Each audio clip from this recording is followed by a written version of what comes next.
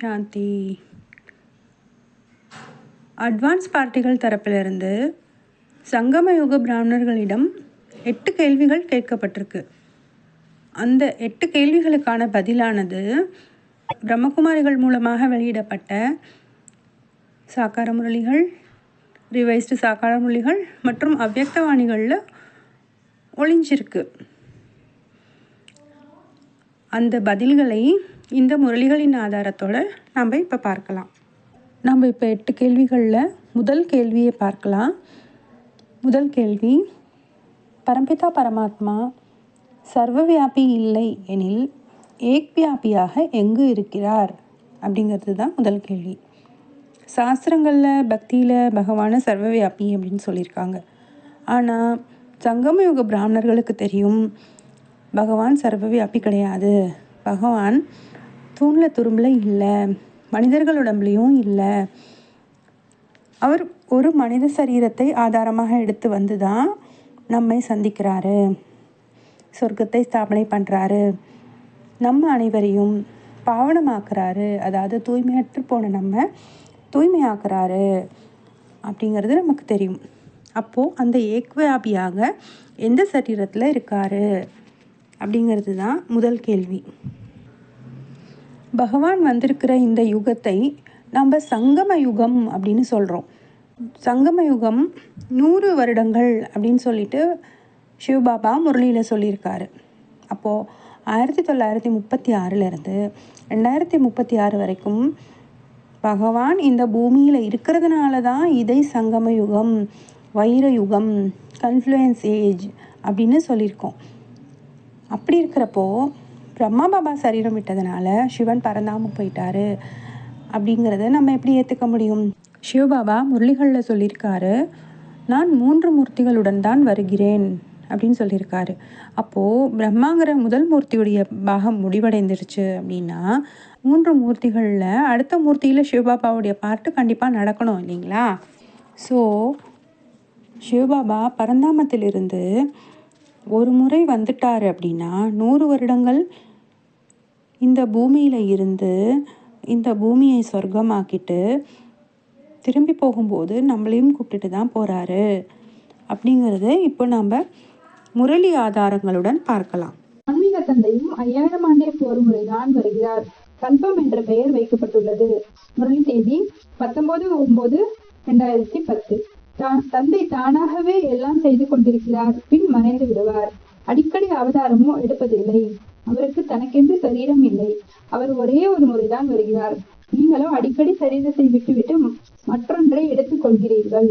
முரளி தேதி 19/7/18. தந்தை ஒரே ஒரு முறைதான் வருகிறார். தந்தை ஒரே ஒரு முறைதான் பிரயாணி. நீங்களும் ஒரே ஒரு முறைதான் வருகிறீர்கள். முரளி தேதி 11/1/14. அடுத்த முரளி பார்க்கலாங்க. எதுவரை இவர்களுடைய சரீரம் உள்ளதோ அதுவரை ஞானம் கொடுத்து கொண்டே இருப்பேன். ராஜாங்கம் ஸ்தாபனையானவுடன் விநாசம் ஏற்படும். பிறகு நான் சென்று விடுவேன். முரளி தேதி 1/12/1973. இந்த முரளியில நம்ம இன்னொரு விஷயம் கவனிக்கணுங்க. இவர்களுடைய சரீரம் அப்படின்னு சொல்லியிருக்காரு. விநாசம் ஏற்பட்ட பிரமாதான் நான் போவேன் அப்படிங்கிறதையும் சொல்லியிருக்காரு. இவர்கள் அப்படிங்கிறப்போ கண்டிப்பா ஒண்ணுக்கு மேற்பட்ட நம்பராதான் கண்டிப்பா இருக்கணும் இல்லைங்களா? இங்க பாபா சொல்ல வர்றது ராமர் மற்றும் கிருஷ்ண ஆத்மாக்களை பத்தி நம்மளுக்கு எமர்ஜ் பண்ணி பேசுறாரு. கிருஷ்ணர் யாரு, கிருஷ்ணருடைய ஆத்மா யாரு அப்படிங்கறத பத்தி நம்மளுக்கு நல்லா தெரியும். ராமருடைய ஆத்மா யார் அப்படிங்கறத இந்த 8 கேள்விகளின் முடிவுல நம்ம தெரிஞ்சுப்போம். அடுத்த முறை பார்க்கலாங்க. நீங்கள் தந்தையின் உதவியாளர்களே. தந்தை தன் பாகத்தை நடித்துவிட்டு தன் உலகிற்கு திரும்பிச் செல்வதுடன் தன் உதவியாளர்களாகிய உங்களையும் தன்னுடன் முக்திதாமத்திற்கு அழைத்துச் செல்கிறார். நீங்கள் முக்திதாமத்திற்கு சென்று பின் ஜீவன் முக்திதாமத்திற்கு செல்வீர்கள். முரளி தேதி 2/8/18. அடுத்த முரளி, நான் இவருக்குள் பிரவேசமாகி ஸ்தாபனை ஸ்வர்க்கம் செய்துவிட்டுதான் சென்று விடுவேன். முரளி தேதி 15/9/15. முழு நாடகத்திலும் சிவபாபாவிற்கு கதாநாயகி பாகம் உள்ளது.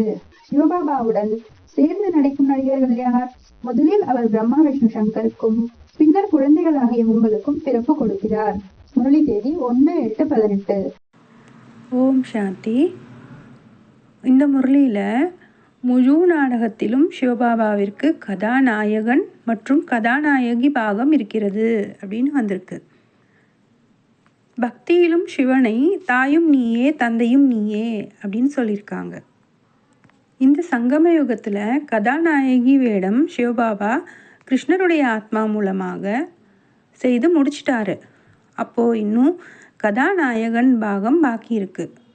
அதை அவர் ராமருடைய ஆத்மா மூலமாக நிறைவேற்றார். அந்த ராமருடைய ஆத்மா யார் அப்படிங்கிறத நாம் இந்த 8 கேள்விகளுடைய முடிவில் தெரிஞ்சுக்க போகிறோம். சிவபாபா முரளிகளில் நான் தந்தை, ஆசிரியர், சத்குரு பாகம் செய்கிறேன் அப்படின்னு சொல்லியிருக்காரு. அதாவது 3 பாகங்களையும் செய்கிறேன் அப்படின்னு சொல்லியிருக்காரு.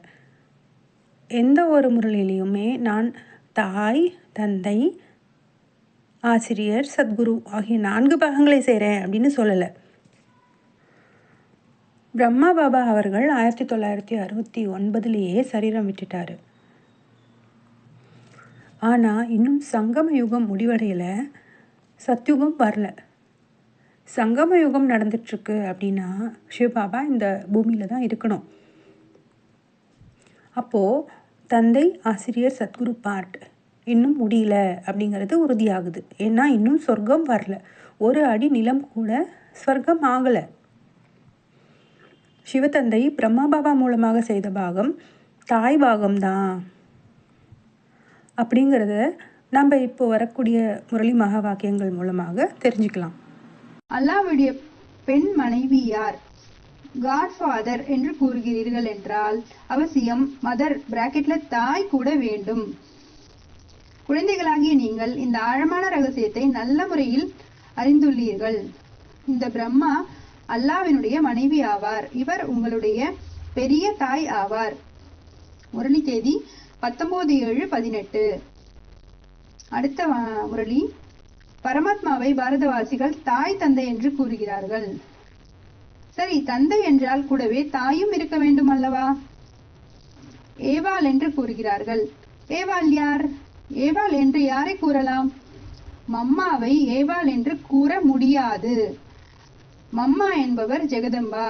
ஏவாள் என்று இவரை பிராக்கெட்ல பிரம்மாவை தான் கூறலாம்.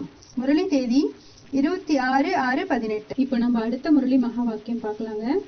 பிரம்மா பாபா குழந்தைகளாகிய உங்களை தெய்வீக பிறப்பு கொடுத்தும் தூய்மையாக இருங்கள், யோகியாக இருங்கள் என்று வரதானம் கொடுத்து விட்டார். பிறப்பு எடுத்ததும் உயர்ந்த தாயின் ரூபத்தில் தூய அன்பின் பாலனையை கொடுத்தார். சதா குஷி என்ற ஊஞ்சலில் ஆட்டினார். அனைத்து குணங்களின் மூர்த்தியாக, ஞான மூர்த்தியாக, சுகம் சாந்த ஸ்வரூபம் ஆவதற்காக தினமும் தாலாட்டு பாட்டு பாடினார். முரளி தேதி 17/8/18. அடுத்த முரளி, பாபா கூறுகிறார், நான் இவர் மூலமாக படைக்கிறேன். ஸ்திரீயோ அவசியம் வேண்டும் அல்லவா? பாபாவிற்கு கூறுவதே தந்தையும் நீயே தாயும் நீயே என்று. எனவே இவர் மூலமாக குழந்தைகளை ஸ்வீகாரம் செய்கிறார். இவர் மாதா ஆகிவிட்டார். இவர் மூலமாக ஸ்வீகாரம் செய்கிறார். எனவே உங்களை பிரம்மா முகவம்சாவளி என்று கூறுவர். நீங்கள் இவர் மூலமாக தந்தையுடையவர் ஆகியுள்ளீர்கள். முரளி தேதி 16/8/18. பார்த்தீங்கன்னா அடுத்தடுத்த தேதி, நம்ம போன முரளி பார்த்த தேதி 17/8/18, இது 16/8/18. அடுத்தடுத்த நாட்கள்ல கூட பார்த்தீங்கன்னா பிரம்மாவுடைய பாட்டு தாயனுடைய பாட்டு தான் அப்படின்னு பாபா சொல்லியிருக்காரு. அடுத்த மகா வாக்கியம், பிரம்மா சரஸ்வதி உண்மையில் மம்மா பாபா இல்லை. சரஸ்வதி பிரம்மாவின் மகள் ஆவார். அவரும் பிரம்மகுமாரி. பிரம்மாதான் உங்களுடைய பெரிய அம்மா, ஆனால் ஆணாக இருக்கிறார். முரளி தேதி 24/4/17. நிராகார தந்தை கூறுகிறார், நான் இந்த சரீரத்தில் வருகிறேன். இந்த பிரம்மா உங்களுடைய பெரிய மம்மா. அந்த மம்மா சரஸ்வதி ஜெகதம்பா பிரம்மாவின் மகள். பெரிய மம்மா பாலனை செய்ய முடியாது. அதனால் ஜெகதம்பா நிமித்தமாக உள்ளார். முரளி தேதி 12/6/13. தாயும் நீயே தந்தையும் நீயே என்று கூறுகிறார்கள் என்றால் தந்தையுடன் தாயும் வேண்டும். புரிந்து கொள்கிறார்கள் ஆதாம் பிரம்மா, ஈவ் சரஸ்வதி என்று. வாஸ்தவத்தில் இது தவறு. இந்த பிரம்மா மாதா ஆகிவிடுகிறார். பிரஜாபிதா பிரம்மாவும் இருக்கிறார், மாதாவும் இருக்கிறார். முரளி தேதி 19/5/2008. இதுவரை கேட்ட முரளிப்படி பிரம்மபாபா அவர்களுடைய பாட்டு தாய் பாட்டு தான். சிவத்தந்தை பிரம்மபாபா அவர்கள் மூலமாக தாய் பாட்டு மட்டுமே செய்தார் அப்படிங்கிறது நமக்கு புரிய வருகிறது. மேலும் ஒரு முரளி மகா வாக்கியத்தில் பிரம்மா தந்தை அப்படின்னு வந்திருக்கு. அப்போது தந்தை பாட்டு சிவத்தந்தை யார் மூலமாக செய்தார், அந்த பிரம்மா யார் அப்படிங்கிறத நம்ம இனி வரும் பதிவுகளில் தெரிஞ்சுக்கலாம். இன்னொரு விஷயம் பார்க்கணுங்க, ஒவ்வொரு வருஷ மிலன் சீசன்லையும் அவ்யக்த பாப்தாதா தந்தையை பிரத்யக்ஷம் செய்யுங்க, தந்தையை பிரத்யக்ஷம் செய்யுங்க அப்படின்னு சொல்லிட்டே தான் இருக்காரு. இதுல இருந்து ஒரு உண்மை என்ன தெரியுதுன்னா, பிரம்மா பாபா மூலமா சிவபாபா முழு உலகத்து முன்னால இன்னும் பிரத்யக்ஷம் ஆகல அப்படிங்கிறது தெரியுது. நம்மளுடைய படிப்பு இன்னும் முடியல. பாபா பல முரளிகள்ல சொல்லியிருக்காரு, நான் உங்களை கடைசி வரைக்கும் படிப்பை வைப்பேன் அப்படின்னு சொல்லிட்டு. அதற்கான முரளி ஆதாரங்களை நம்ம இப்ப பார்க்கலாம். இப்பொழுது முயற்சிக்கான நேரம் கிடைத்துள்ளது. உயிருள்ளவரை ஞானாமிர்தம் பருக வேண்டும் அல்லது படித்துக் கொண்டே இருக்க வேண்டும் என்பதை நீங்கள் அறிவீர்கள். நாற்று நடப்பட்டு கொண்டே இருக்கிறது. ஒரு சிலர் சற்றென்று புரிந்து கொள்கிறார்கள். முரளி தேதி 3/8/18. அடுத்த முரளி, எதுவரை உயிர் வாழ்கிறோமோ அதுவரை ஞானாமிர்தத்தினை பருகுவோம். முரளி தேதி 1/8/18. இறுதி நேரத்தில் கொடுக்க வேண்டிய ஞானத்தை இப்பொழுது சொல்வாரா? பாபா ஞானம் கொடுத்து கொண்டே இருப்பார். உயிருடன் உள்ளவர்கள் கேட்கலாம். முரளி தேதி 8/7/16. அடுத்த முரளி பார்க்கலாங்க. குழந்தைகளுக்கு புரிய வைக்கிறார். புத்தகத்தினை மற்றவர்களுக்கு கொடுப்பதால் புரிந்து கொள்ள மாட்டார்கள். அவசியம் டீச்சர் புரிய வைக்க வேண்டும். டீச்சர் வினாடியில் புரிய வைப்பார். இவர் உங்களுடைய தந்தை. இவர் பிராக்கெட்ல பிரம்மா சகோதரர். இவர் எல்லையற்ற தந்தை சொர்க்கத்தினை படைக்கிறார். முரளி தேதி 15/8/18. இதுல ஒரு முக்கியமான விஷயம் இருக்குங்க. நம்மளுக்கு புத்தகம் அப்படிங்கிறது நம்மளுடைய வேதவாணி. பிரம்மா பாபா மூலமாக சிவபாபா நம்மளுக்கு வழங்கியிருக்காரு. பாபா இந்த வாணியில நம்மளுக்கு என்ன புரிய வைக்கிறாருன்னா, நீங்களே புத்தகத்தை படிச்சீங்கன்னா புரிஞ்சிக்க மாட்டீங்க, கண்டிப்பா டீச்சர் புரிய வைக்கணும் அப்படின்னு சொல்றாரு. அப்போ டீச்சர் பார்ட் பண்றதுக்கு சிவன் சாகாரத்துல இருக்கணும் இல்லைங்களா?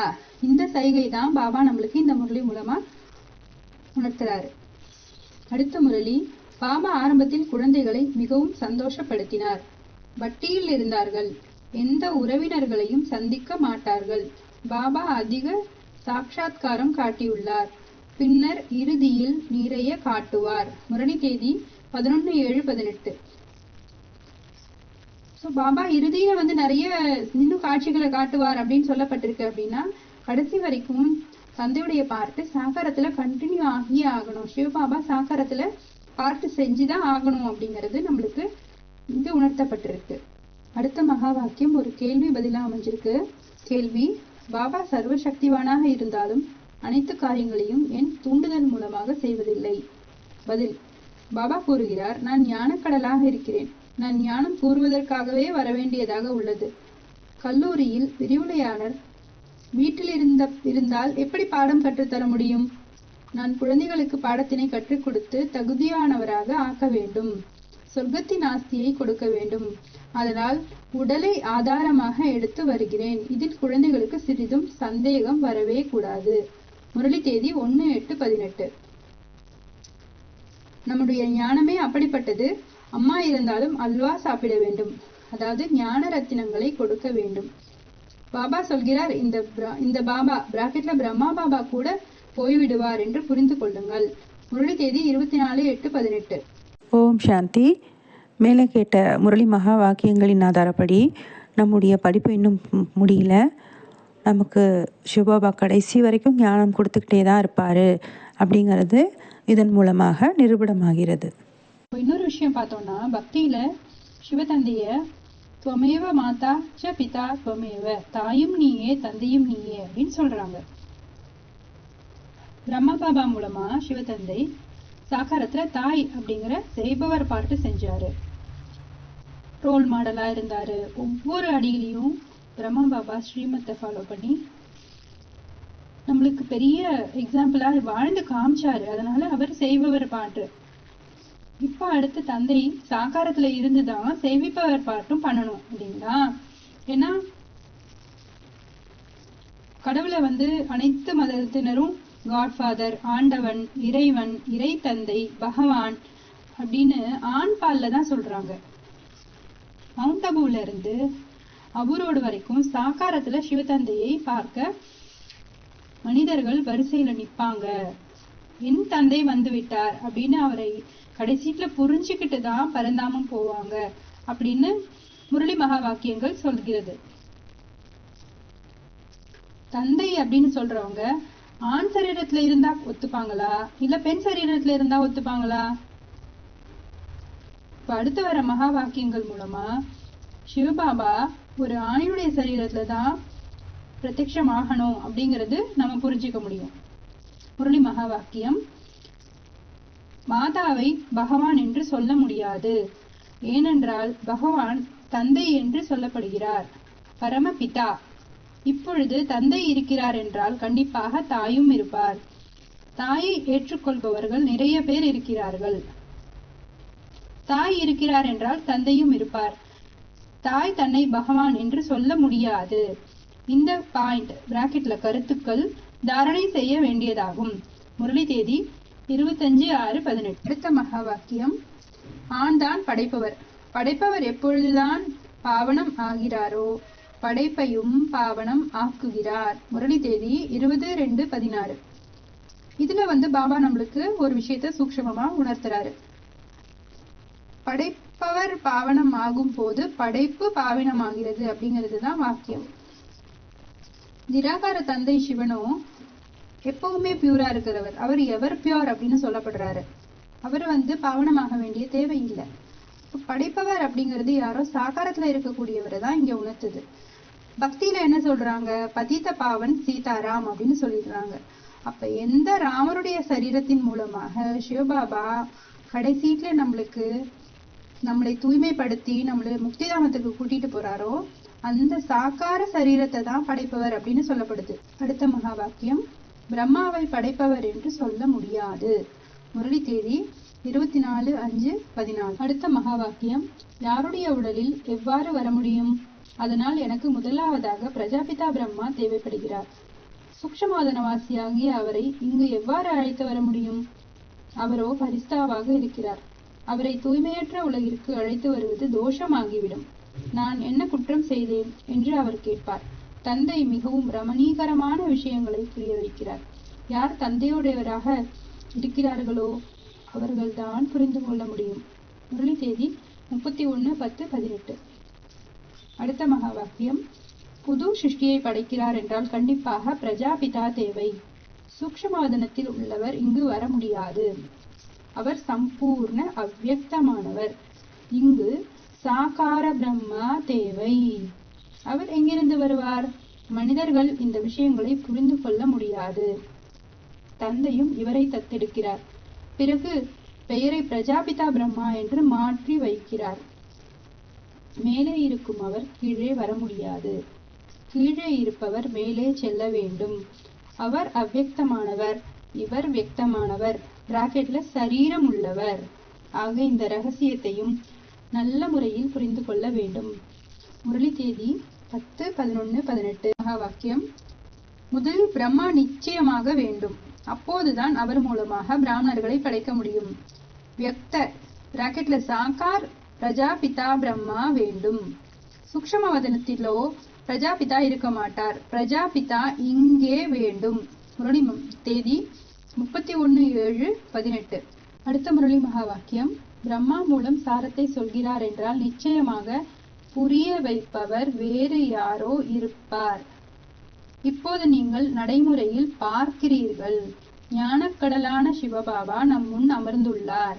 அவர் நமது தந்தையாவார். பாரதத்தில்தான் வருகிறார். மேலும் நிச்சயமாக யாரோ ஒருவரின் சரீரத்தில் வருகிறார். இது பிரம்மாவின் சரீரம். பிரஜாபிதா பிரம்மா இருப்பது அவசியமாகும். நிச்சயமாக பிரஜாபிதா பிரம்மாவின் மூலமாகத்தான் பாபா பிராமண தர்மத்தை படைக்கிறார். முரளி தேதி 5, 10, 18. இது ரொம்ப லேட்டஸ்ட் முரளிங்க. ஸோ இந்த 3 முரளிகளையும் நம்ம சேர்த்து பார்த்தோம்னா சிவதந்தை முரளிகளில் 2 பிரம்மாக்களை பற்றி பேசுகிற மாதிரி இருக்குது. ஆக்சுவலாக பக்தியில் 4 தலையுள்ள பிரம்மாவை காமிக்கிறாங்க. அப்போ அந்த 4 பிரம்மாக்களுமே சங்கமயுகத்தில் தானே ரெடியாகி இருக்கணும். அவங்க யார் அப்படிங்கிறத பற்றி அட்வான்ஸ் ஞானம் அப்படிங்கிற இந்த உயர்நிலை கல்வியின் மூலமாக நம்ம தெரிஞ்சுக்கலாம். அடுத்த மகா வாக்கியம் பார்க்கலாம். இவ்வளவு உயர்ந்த தந்தை யாராவது பெரிய ராஜாவோ அல்லது தூய்மையான ரிஷி முதலானவர்கள் சரீரத்தில் வர வேண்டும் என சிலர் சொல்லுகின்றனர். சந்நியாசிகள் தூய்மையானவர்களாகத்தான் இருக்கின்றனர். தூய்மையான கன்னியாக்களின் உடலில் வருவாரா? இது விதி ஆகாது. பிறகு தந்தை எப்படி குமாரியின் மீது சவாரி செய்வார்? நான் யாருக்குள் வருவேன் என்று தந்தை அமர்ந்து புரிய வைக்கிறார். நான் யாருக்குள் வருவேன் என்றால், யார் ஒரு நாள் கூட குறையாமல் 84 ஜென்மங்கள் முழுமையாக எடுக்கிறாரோ அவருள் வருவேன். முரளி தேதி 15/10/69, 13/11/95, மேலும் 19/11/15. இந்த முரளி மகா வாக்கியத்துல பாத்தீங்கன்னா, தூய்மையான கன்னியாக்களின் உடலில் வருவாரா, இது விதியாகாது அப்படின்னு சொல்லப்பட்டிருக்கு. இந்த மகா வாக்கியங்கள் 69வது வருஷத்து முரளியில இருக்கு. ஆனா 95வது வருஷம் மற்றும் 15வது வருஷம் முரளியில நீக்கப்பட்டிருக்கு. ஏன் நீக்கப்பட்டிருக்கு அப்படின்னு என்ன காரணம் அப்படின்னு உங்களுக்கு தெரியணும்னா நீங்க 3:3:17 வாணியை படிச்சு தெரிஞ்சுக்கலாம். அடுத்து இன்னொரு விஷயம், 84 ஜென்மம் யார் முழுமையா எடுக்கிறாங்களோ அவருள் வருகிறேன் அப்படின்னு சொல்லியிருக்காரு. ஆனா பிரம்மா பாபா அவர்களுக்கோ சங்கம யுகத்துல 60 வருஷம் சாக்கார பார்ட்டு குறைஞ்சிருச்சு இல்லைங்களா. அவர் சூக்ஷ்ம சரீரத்துலதான் இருக்காரு. அப்படிங்கிறப்போ அப்ப 84 ஜென்மங்கள் முழுமையா ஒரு நாள் குறையாம யார் இருக்காங்க அப்படிங்கறது நம்ம பின்வரும் பாயிண்ட் மூலமா தான் தெரிஞ்சுக்கணும். முரளி மகா வாக்கியங்கள் மூலமா தான் நம்ம தெரிஞ்சுக்கணும். ஏன்னா பாபா சொல்லியிருக்காரு, நம்மளுக்கு முரளிகள் தான் ஊன்றுகோல், வழிகாட்டி அப்படின்னு சொல்லியிருக்காரு. அந்த முரளி மகா வாக்கியங்களின் ஆதாரப்படி சிவபாபா ஏக்வியாபியா எங்க இருக்காரு அப்படிங்கறத பத்தி தான் நம்ம இப்ப பேசிட்டு இருக்கோம். அடுத்த மகா வாக்கியம், யார் ஆரம்பத்தில் இருந்து கடைசி வரை பாகம் நடித்துள்ளாரோ அவரில்தான் பிரவேசம் செய்கிறேன். ஏனெனில் அவருக்கே முதல் நம்பரில் வரவேண்டி உள்ளது. முரளி தேதி 25/5/89, 30/5/2009, 2/5/14. ஸோ இப்போ என்ன, அதே விஷயம் தான் மறுபடியும் நம்மளுக்கு ஆழமா புரிஞ்சுக்கிறோம். சத்தியுகத்துல கிருஷ்ணர் பிரின்ஸா தான் வராரு அப்படின்னா அவருக்கு முன்னால அவருடைய அம்மா அப்பா வந்திருக்கணும் இல்லைங்களா.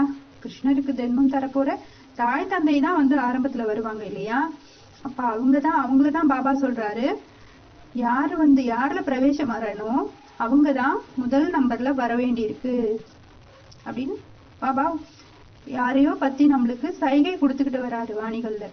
அடுத்த மகா வாக்கியம், கிருஷ்ணருடைய அப்பாவாக யார் இருந்தார்? இது யாருக்குமே தெரியாது. இன்னும் போக போக தெரிய வரும். கிருஷ்ணருக்கு அப்பாவாக இங்கேதான் இருக்க வேண்டும். முரளி தேதி 21/8/2000. அடுத்த மகா வாக்கியம், பல பிறவிகளின் இறுதியில் சாதாரண சரீரத்தில் பிரவேசம் செய்கிறேன். யார் 84 பிறவிகள் எடுத்துள்ளாரோ அவர்தான் நிச்சயமாக பதித்தமாகத்தான் இருப்பார், பாவனமாக இருக்க முடியாது. பாபாவே கூறுகிறார், முதல் நம்பரில் வருபவர் ஸ்ரீ கிருஷ்ணர், முதல் இளவரசர். ஸ்ரீ நாராயணனாக பிறகு ஆகிறார். அவரே பெரியவராகும் போது அவருக்கு 20-25 வருடங்கள் குறைவாக உள்ளது. அவருக்கு 84 பிறவிகள் என்று கூற முடியாது. நம்பர் 1 ஸ்ரீ கிருஷ்ணர். பிறகு அவரே சுயம்பரத்திற்கு பிறகு நாராயணன் ஆகிறார். ஆனால் கணக்கு பார்க்க வேண்டியது குழந்தைகளின் வேலை. முரளி தேதி 10/9/16. இதுவரை நம்ம பார்த்த முரளி மகா வாக்கியங்கள் மூலமா சிவபாபா ஒரே ஒரு முறைதான் வராரு அப்படின்னு புரிஞ்சுக்கிட்டோம். அவர் தாய் பார்ட்டு ஒரு சரீரத்திலையும் தந்தை பார்ட்டு வேற சரீரத்திலையும் கண்டிப்பா பண்ணணும் அப்படிங்கறத புரிஞ்சுக்கிட்டோம். நம்மளுடைய படிப்பு இறுதி வரை தொடரணும். படிக்க வைக்கிறதுக்கு சிவதந்தை சாகாரத்துல இருக்கணும். அவர் ஸ்தாபனை செஞ்சுட்டு நம்மள கூடவே தான் கூட்டிட்டு போவாரு அப்படின்னு புரிஞ்சுக்கிட்டோம். ஆனா சாகாரத்துலதான் படிக்க வைப்பாரு, தூண்டுதல் மூலமா மேல இருந்து கண்டிப்பா படிக்க வைக்க மாட்டாரு. இன்னொன்னு, கடைசியா பிரத்யட்சம் ஆறது ஆண் சரீரத்துலதான் பிரத்யட்சம் ஆகணும். அப்படிங்கிற விஷயங்களை நாம இவ்வளவு நேரமா இந்த மகா வாக்கியங்கள் மூலமா சிவபாபாவே நம்மளுக்கு புரிய வச்சிருக்காரு. 1-8-18 முரளியில எனக்கு கதாநாயகி பாகம் உள்ளது அப்படின்னு சிவபாபா சொல்லியிருக்காரு. மேலும் எனக்கு வழிகாட்டியின் கை நிச்சயமாக வேண்டும் என்கிறது சமீப முரளி மகா வாக்கியம். அடுத்து அவர் தூய்மையான கன்னிகை உடலில் வரமாட்டார் அப்படின்னு 15-10-69 ரிவைஸ்டு சாக்கார முரளி வலியுறுத்துது. எனவே சிவதந்தை தாதி அவர்கள் சரீரத்துல எப்போதுமே வந்ததில்லை, இப்பயும் வரதில்லை, இனிமேயும் வரமாட்டார் அப்படிங்கிறது நமக்கு ஆதாரபூர்வமா ஊர்ஜிதமாகுது. பிரம்மா பாபா சரீரத்துல சிவதந்தை 33 வருஷங்கள் வந்ததா எடுத்துக்கிட்டா கூட தாதி அவர்கள் சரீரத்துல 48 வருஷங்களுக்கு மேல வரார் அப்படின்னு சொல்லிட்டு இருக்காங்க. அப்போ பிரம்மா பாபா பார்ட்டை விட தாதியோட பார்ட் உயர்ந்ததா இருக்கணுமே. அவருடைய சங்கமிக சத்யுக பார்ட் பத்தி இதுவரைக்கும் 80 வருஷங்கள் மேலாகியும் சிவபாபா எந்த முரளிலையும் எந்த அவ்யக்தவாணிலையும் நம்மளுக்கு எந்த சைகையுமே தரலையே. இதெல்லாம் சகோதர சகோதரிகள் யோசிக்க வேண்டிய விஷயங்கள். இது சம்பந்தமா கூட ஒரு முரளி மகா வாக்கியம் இருக்குங்க, அதையும் நம்ம இப்ப பார்த்துடலாம். அர்ஜுனன் கூட இவர் ஆவார் அல்லவா, கிருஷ்ணருடைய ஆத்மா ஆவார். அர்ஜுனன் என்ற பெயர் இருக்குமா என்ன? யாருக்குள்ளே பிரவேசம் செய்கிறாரோ பிறகு அவர் பெயர் மாறிவிடும். முரளி தேதி 8-2-2019. இது சம்பந்தமா இன்னும் சில முரளி மகா வாக்கியங்கள் கூட பார்க்கலாங்க. நான் சூக்ஷ்ம வதனவாசியான பிரம்மதேவனில் பிரவேசம் செய்வதில்லை. முரளி தேதி 4-11-1972. அடுத்த மகா வாக்கியம், சிவபாபா பெரிய சபைகளில் அமர்ந்து புரிய வைப்பதில்லை. முரளி தேதி 4-9-1973. அடுத்த மகா வாக்கியம், நாடகத்தில் எவருக்கு பங்கு இருக்கிறதோ அவருக்குள் தான் பிரவேசம் செய்கிறார். பிறகு அவருடைய பெயரை பிரம்மா என வைக்கிறார். ஒருவேளை அவர் இன்னொருவரிடம் வந்தாலும் அவருடைய பெயரும் பிரம்மா என்றுதான் வைக்க வேண்டும். முரளி தேதி 19-3-1978. நமக்கு இன்னும் தெளிவாக தெரிஞ்ச இன்னொரு விஷயம், தமிழ்நாட்டிலும் சரி பல வட மாநிலங்கள்லேயும் சரி சிவனை சங்கரர்னு நினைத்து, சங்கரரை சிவனை நினைத்து அவருடைய உருவச்சிலைக்கு வழிபாடுகளும் பூஜைகளும் நிறைய நடந்துக்கிட்டு இருக்கு. எடுத்துக்காட்டாக சிதம்பரம்ல நடராஜர் அப்படின்னு சிவனுடைய நடனமாடும் ரூபத்தை வழிபாடு செய்கிறார்கள், பூஜை செய்கிறார்கள். அதே போல் நாகப்பட்டினம் கிட்ட இருக்கிற வழுவூர் அப்படிங்கிற ஊரில் சங்கரருடைய சிலையானது விரட்டேஸ்வரர் அப்படிங்கிற பெயரில் வழிபாடு செய்யப்பட்டு பூஜை செய்யப்பட்டு வருகிறது. இதை இன்னொரு கோணத்தில் கூட தெளிவாக புரிஞ்சுக்கலாம். பக்தி மார்க்கத்துடைய சீரியல்கள், பக்தி மார்க்கத்துடைய சினிமா எதுலையாவது கூட பிரம்மா சரஸ்வதி அவர்களை காமிக்கிறாங்க அப்படின்னா அவங்க ஆகாயத்தில் தாமரை மலரில் தனித்தனியாக அமர்ந்திருக்கிற மாதிரி தான் காமிப்பாங்க. ஏன்னா சங்கம யுகம் 100 வருடங்களில் 70% வருடங்கள் கிட்டத்தட்ட பிரம்மா பாபா அவர்கள் சூக்ஷ்ம சரீரத்தில் தான் இருந்திருக்காரு. அப்போது அவருடைய சாக்கார பார்ட் அப்படிங்கிறது வந்துட்டு 1969 முடிஞ்சிடுச்சு. அடுத்த விஷ்ணு லக்ஷ்மி நாராயணன் அவர்களை பார்க்கடலில் இருக்கிற மாதிரி காட்டப்பட்டிருக்கு பக்தியில். ஸோ சத்யுக குழந்தைகளுக்கு பாலனை கொடுக்கறது தான் அவங்களுடைய வேலை. அதனால் அப்போ விஷ்ணுவுடைய பார்ட்டும் முழுமையாக லக்ஷ்மி நாராயணனுடைய பார்ட்டும் சத்யுகத்தில் தான் நடக்குமே தவிர இந்த கலியுக குழந்தைகளை இந்த நரக உலகத்தை பாலனை கொடுக்கறதுக்காக அவங்க வரதில்லை. ஆனால் ஒரு சங்கர் மகாதேவன் அவர்களை மட்டும் கைலாய மலையில் பூமியில் இருக்கிற மாதிரி காமிச்சிருக்காங்க. மனைவி மக்களோட 2 மகன்கள் 1 மகள் அவருக்கு இருக்கிற மாதிரி கூட காமிச்சிருக்காங்க. கைலாய மலை அப்படிங்கிறது சங்கரருடைய புருஷார்த்தத்தின் உயர்ந்த ஸ்டேஜை காமிக்கிறதுக்காக அவரை அவ்வளவு உலகத்திலேயே உயர்ந்த மலையில் இருக்கிற மாதிரி அவரை காமிச்சிருக்காங்க. இந்த ஒரு ஆதாரம் போதாதுங்களா? சங்கரருடைய பார்ட்டு தான் சாக்காரத்தில் முழுமையாக இருக்குது. மேலும் அவர் தான் சாக்கார சரீரத்தில் இருந்தபடி அந்தளவு உயர்ந்த புருஷார்த்தம் செய்து சிவனுக்கு நிகரான நிராகாரி நிர்விகாரி நிரகங்காரி நிலையையும் முழுமையாக தாரணை செய்கிறாரு. அதனால தான் அவருடைய பெயரானது சிவனுடைய பெயருடன் ஜோடிக்கப்பட்டிருக்கு. அடுத்தபடியாக ஆந்திர பிரதேசத்தில் சுருட்டப்பள்ளி அப்படிங்கிற இடத்துல பள்ளிகொண்டேஸ்வரர் அப்படின்னு படுத்த கோலத்தில் சங்கரருடைய உருவச்சிலைக்கு வழிபாடுகளும் பூஜைகளும் நடக்குது. அப்போது ஒருவருக்கு பூஜையும் வழிபாடும் நடக்குது அப்படின்னா அவர் கண்டிப்பாக சங்கம யுகத்தில் சாக்காரத்தில் இருந்து புருஷார்த்தம் பண்ணி வெற்றி அடைந்து தான் இந்த பூஜையையும் வழிபாடுகளையும் அடைஞ்சிருக்கார் அப்படிங்கிறது நமக்கு முழுமையாக உறுதியாகிறது. இது சம்பந்தப்பட்ட முரளி மகா வாக்கியம். பாபா கூறுகிறார், நான் புள்ளியாக இருக்கிறேன், என்னை பூஜை செய்ய முடியாது, அவசியம் இல்லை. முரளி தேதி 4/8/2005, 11/8/10, 4/8/15, 13/1/17. அடுத்த மகா வாக்கியம், பாபாவோ ஒருபோதும் பூஜாரி ஆவதில்லை. பிராக்கெட்ல சிவன். பிறகு அடுத்த நம்பரில் கூறலாம், சங்கர் கூட எப்பொழுதும் பூஜிக்கத்தக்கவராக இருக்கிறார், அவரும் பூஜாரி ஆவதில்லை. முரளி தேதி 28/8/71, 30/9/11, 20/9/2006, 10/9/16. ஸோ இத்தனை முரளி மகா வாக்கியங்களுடைய ஆதாரங்கள் இருக்கு, பக்தி மார்க்கத்துல ஆதாரங்கள் இருக்கு. அதையும் மீறி நாம சங்கருக்கு பார்த்தே இல்லை அப்படின்னு சொன்னா யாருமே ஏத்துக்க மாட்டாங்க. இப்போது சிவதந்தை சங்கர் மகாதேவன்ல தான் சாக்காரத்துல தந்தை பாட்டு செஞ்சிட்டு இருக்காரு.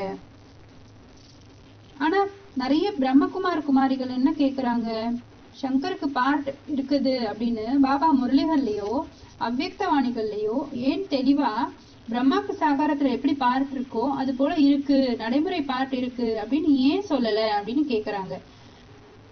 இதுக்கு சரியான பதில் என்ன இருக்கணும் அப்படின்னு பாபா சொல்லியிருக்காரு முரளிலன்னா, யார் அசலான பிராமணனிலிருந்து தேவதா ஆகக்கூடியவர்களோ அவர்களுக்கு சைகையே போதுமானது. நேரடியாக கூறிவிட்டால் பின் பரீட்சை எதற்காக? தந்தையை அடையாளம் கண்டு கொள்வது கூட ஒரு பரீட்சைதான். இந்த தந்தையை அறிந்து கொள்ளும் பேப்பர் அல்லது பரீட்சை என்பது அனைத்திலும் பெரிய பரீட்சையாகும். அப்போ சங்கருக்கு சாகாரத்துல பாட்டு இருக்கு அப்படிங்கிறதுக்கான முரளி மகா வாக்கியங்கள் கண்டிப்பா இருக்கணும் இல்லைங்களா? இருக்கா இல்லையான்னு நம்ம பாப்போமா? முதல் மகா வாக்கியம், குமரகா சொல், பிரம்மாவிற்கு எத்தனை குழந்தைகள் இருக்கிறார்கள்? சிலர் கூறுகின்றனர் 600 மில்லியன், ஒரு பிரம்மா. நீங்கள் திருமூர்த்தி என்று கூறுகிறீர்கள். ஆனால் தொழில் வெவ்வேறானது அல்லவா? பின்னர் விஷ்ணுவின் நாபியிலிருந்து பிரம்மா வெளிவருகிறார் மற்றும் பிரம்மாவின் நாபியிலிருந்து விஷ்ணு வெளிவருகிறார் எனில் இருவரும் ஒன்றே என ஆகிவிட்டனர். மீதி இருப்பது சங்கர், ரைட்டியஸ் பிராக்கெட்ல நேர்மையான குழந்தைகள் 2 ஆகிறார்கள். இது அனைத்தும் ஞானம் பற்றிய விஷயம். முரளி தேதி 2/5/17.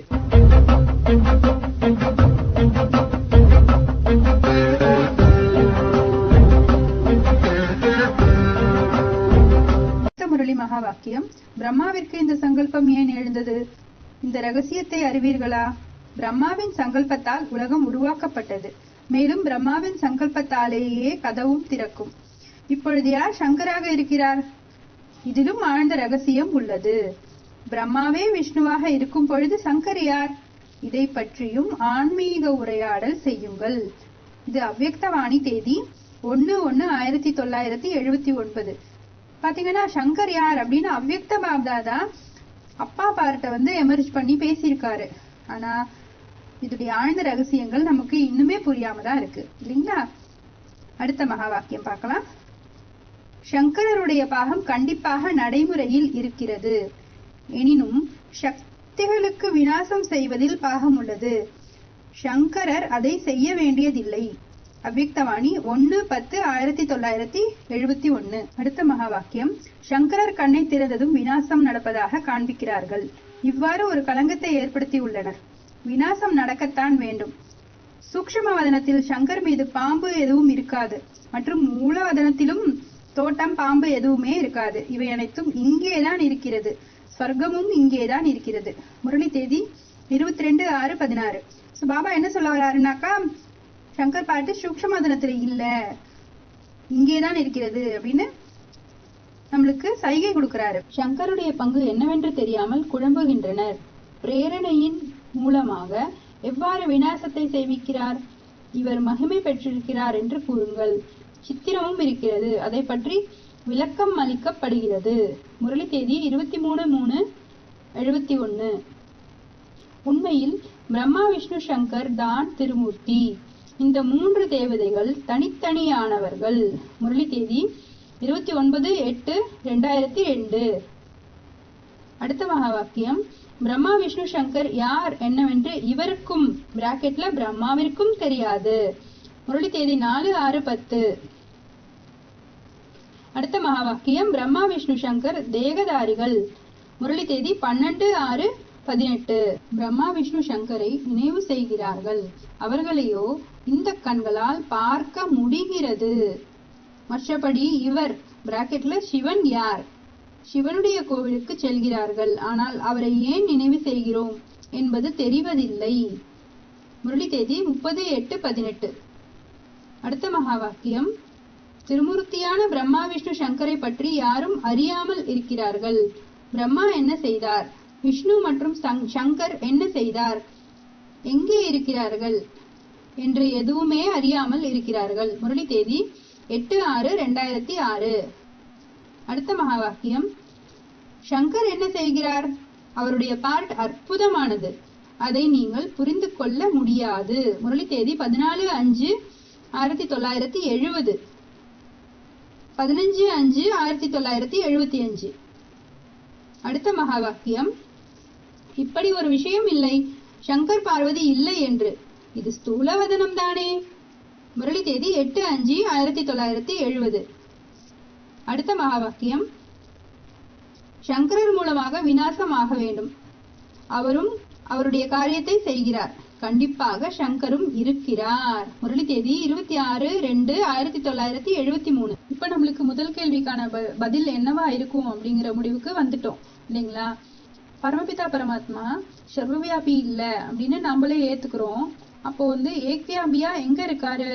பிரம்மா பாபாவுடைய மறைவுக்கு பிறகு திருமூர்த்தியில அடுத்த மூர்த்தியில அவர் பார்ட் பண்ணிட்டு இருக்காரு அப்படிங்கிறது நம்மளுக்கு நல்லா தெளிவா புரிஞ்சிடுச்சு. சோ பதில் என்னன்னா, பரமபிதா பரமாத்மா சர்வவியாபி இல்லை. இப்போது ஒரு சங்கர் மகாதேவனில் மட்டுமே வியாபித்து இருக்கிறார் என்பது மேல கூறப்பட்ட முரளிகள் அவ்யக்தவாணிகள் மூலமா நம்மளுக்கு தெளிவா நிரூபணமாகிடுச்சு. ஓம் சாந்தி.